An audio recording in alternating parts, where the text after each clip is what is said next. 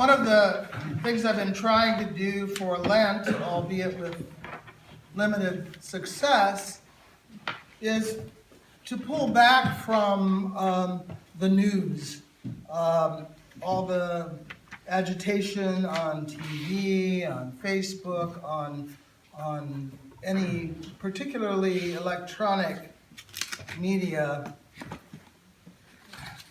While I believe that citizenship requires engagement and educated awareness about what's going on in the world, and that ignoring the arena of politics or current events can become a kind of self-indulgent road to tyranny.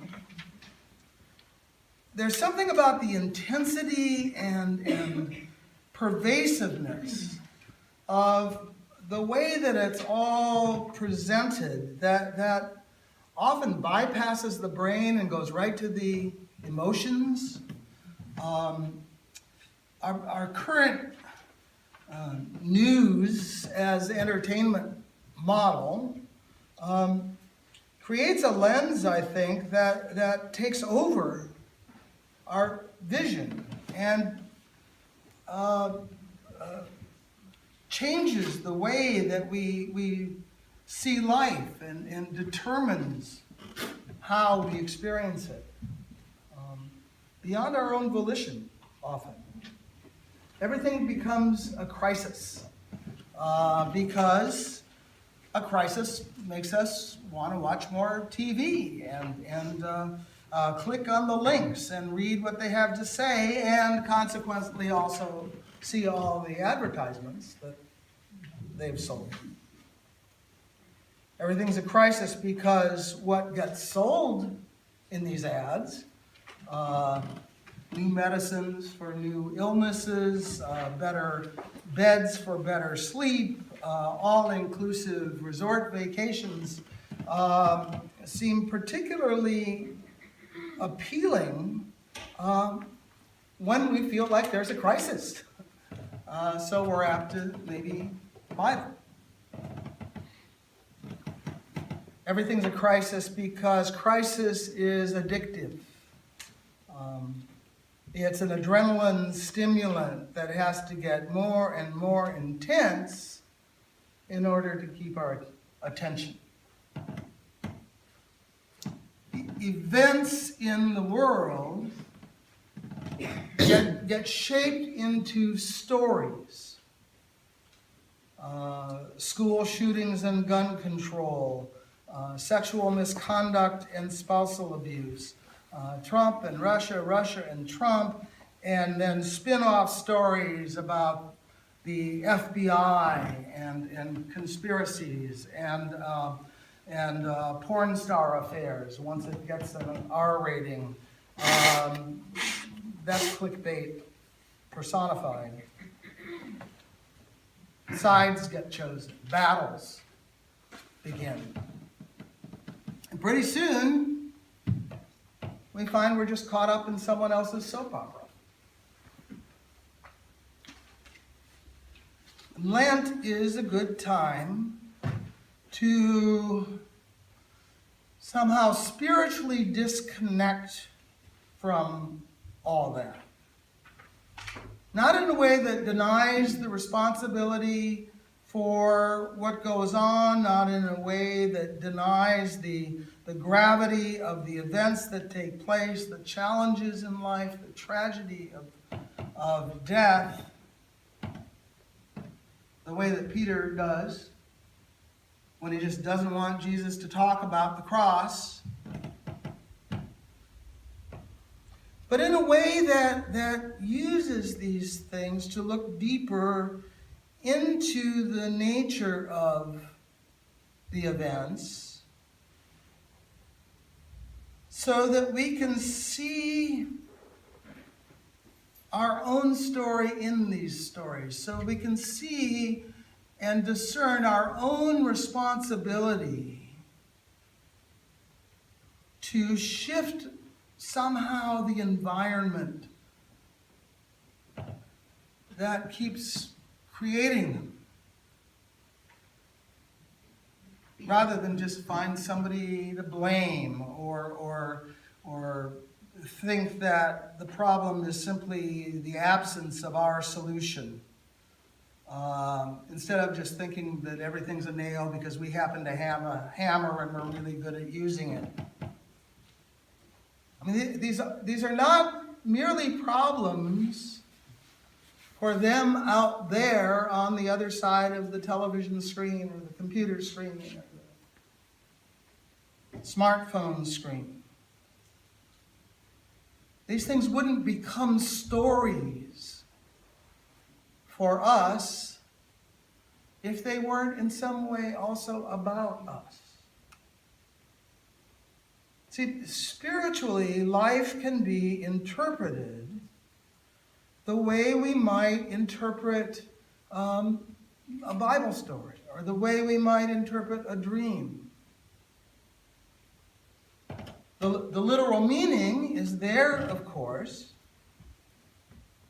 but there are other ways to look at things, ways that can bear fruit by deepening our understanding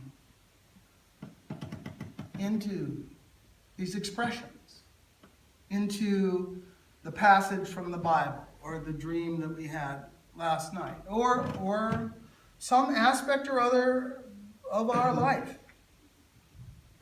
The hidden, the symbolic, the metaphorical sense of things is, in a way, I think, God is revealing to us what's really going on. Even when we don't want to know about it. A deeper truth is being expressed in these less than direct ways that can bypass the censorship of our usually pretty well-defended egos. That can get around the lies that we usually tell ourselves. This process can be applied to very personal and particular experiences in our individual lives, such as a traumatic incident or a specific illness or an intense personal relationship. But it can also be applied to these sorts of more communal events that have become news stories. When interpreting a Bible story or a dream as well, one thing you can do is to see each character in the story, in the dream, each element in the story or in the dream as a part of yourself. So you find within yourself both a Jacob and an Esau. And also their sly mother Rebecca and their blind father Isaac. All in yourself. In the dream, you can be both the person running and the one chasing. The monster, the shadow, the wolf, the lost kitten. So, if we can see that Valentine's Day school shooting as the story that it's presented as a theme that has emerged in our society at this time for some reason, because there's some meaning there. whatever our preferred practical solution to the problem may be, then this event can be spiritually deepening for us. Even those of us pretty distant from ground zero.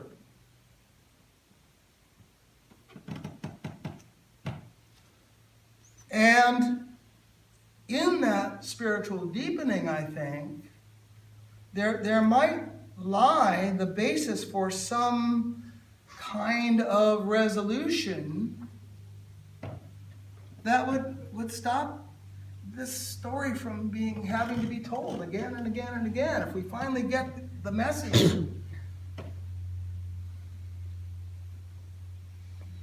Somewhere in each of us, if this story catches our attention at all, there is a shooter. There is a Nick Cruz, a part of ourselves that's kind of crazy, that doesn't fit in. That's in some way dysfunctional, not adapted to the competition, overwhelmed by the confident surface interchanges of the popular kids or the successful students or the gifted athletes, overwhelmed by the stress and the expectations of modern middle-class teenage life.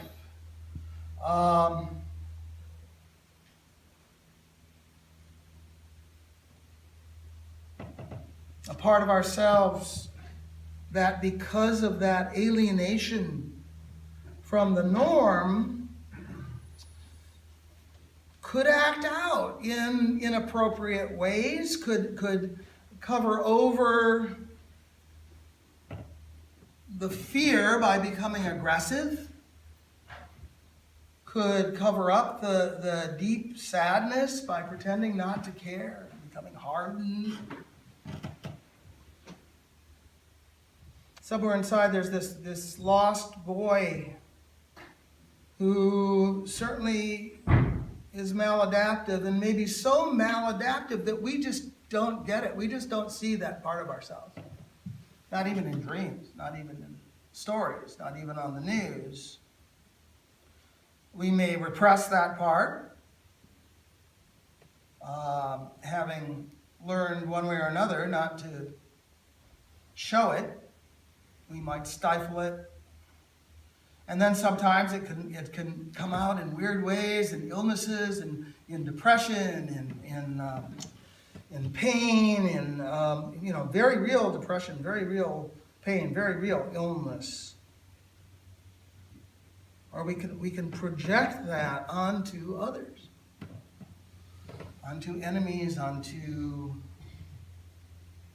competitors, onto the people that don't fit in.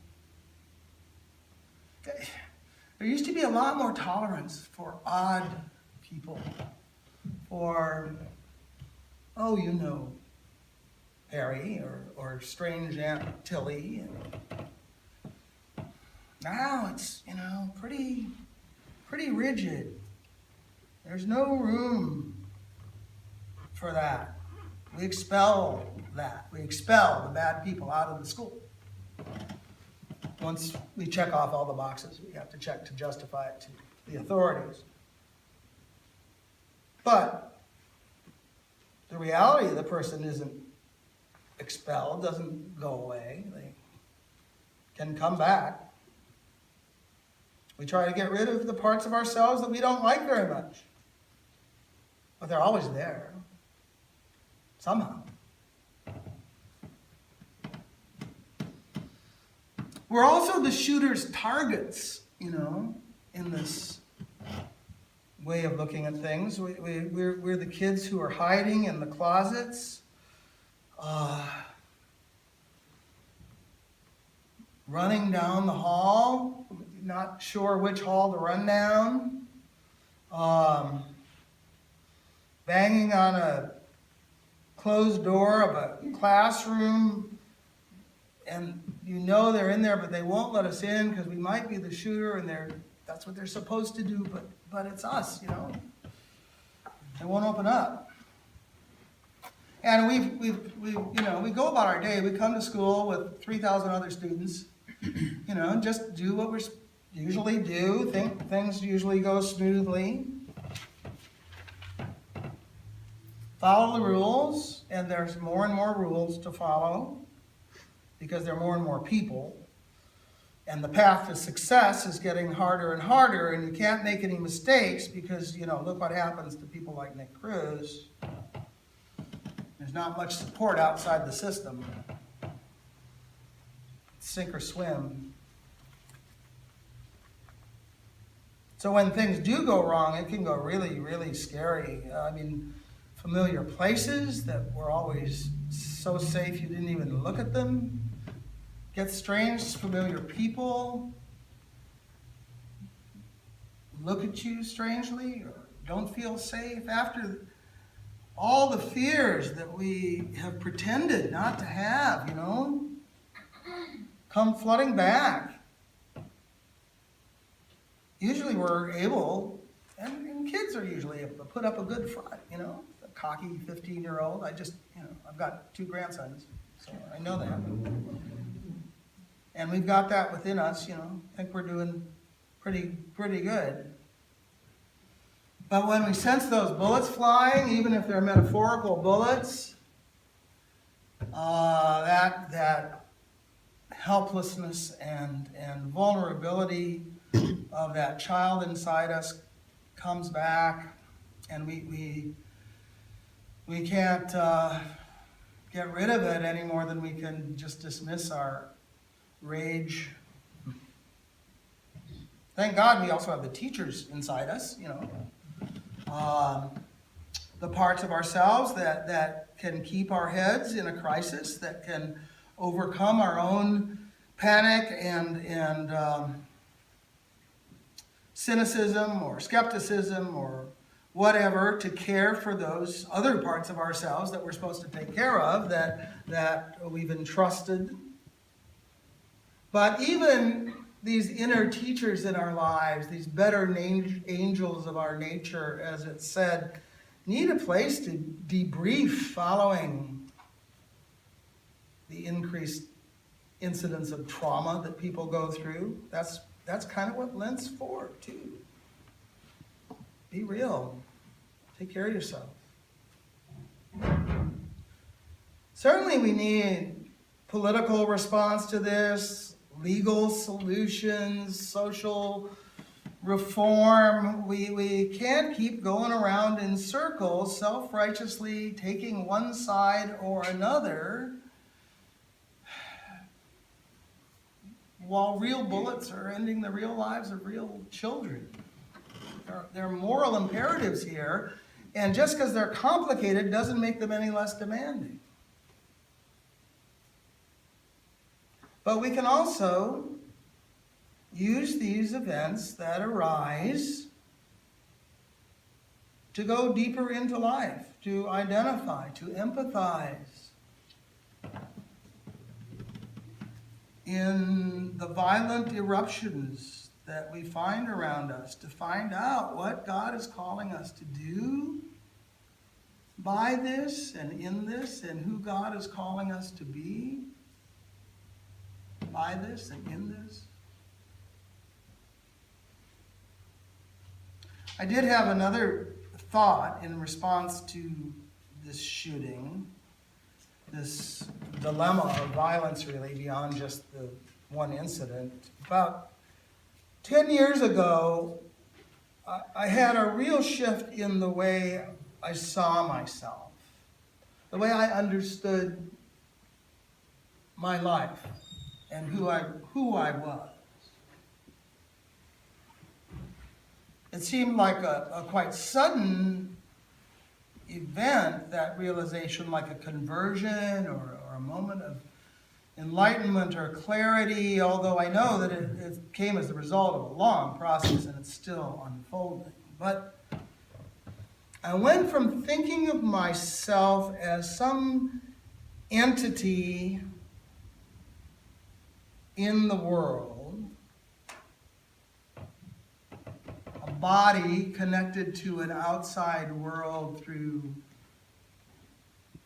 sensory apparatus, a mind inside the body looking out on some external reality, a soul experiencing a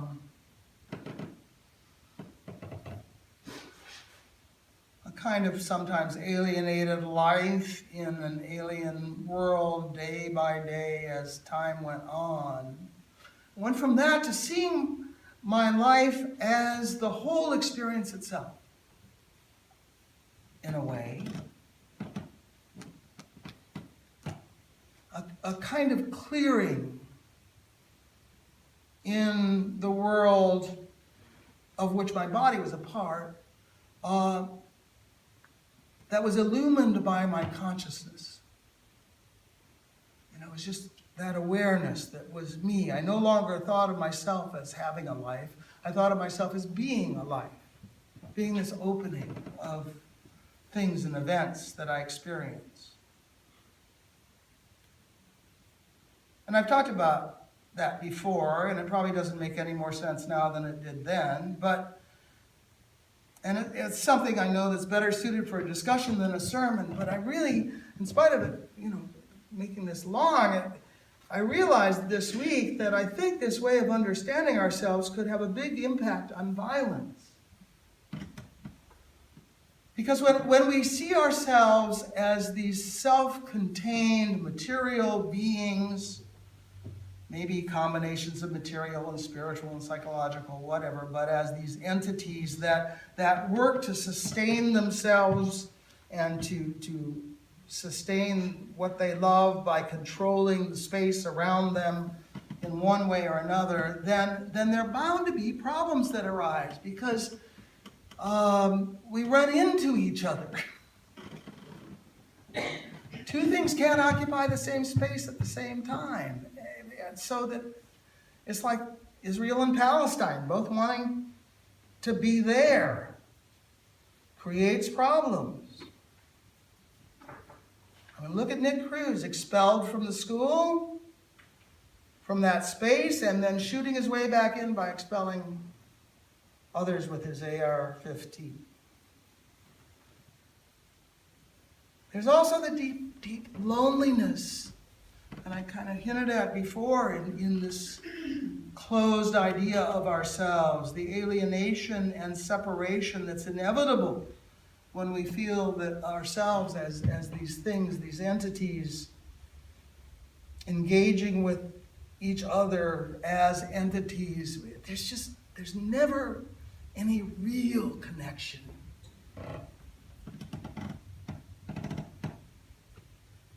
But if we are light,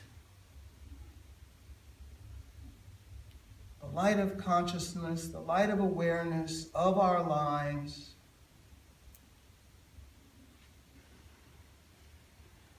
what if we are light, like Jesus?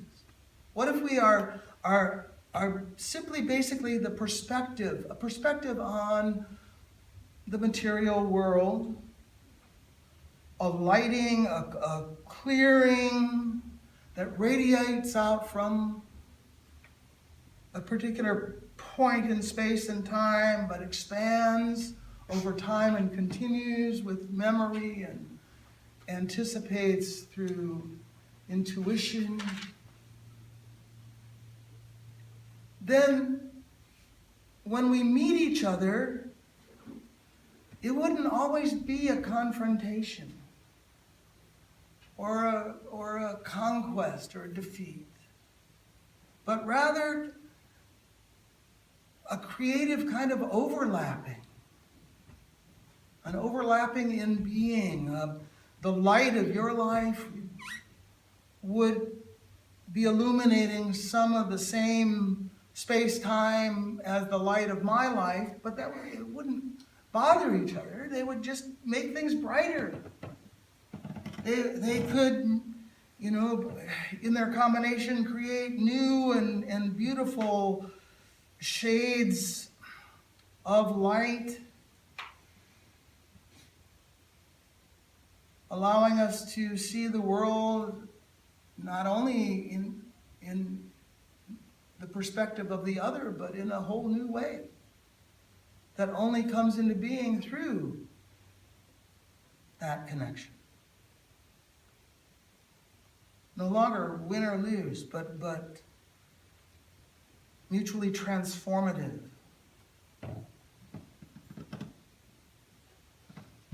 Maybe that's what love is really all about. Maybe we can think about that during Lent. Thanks be to God.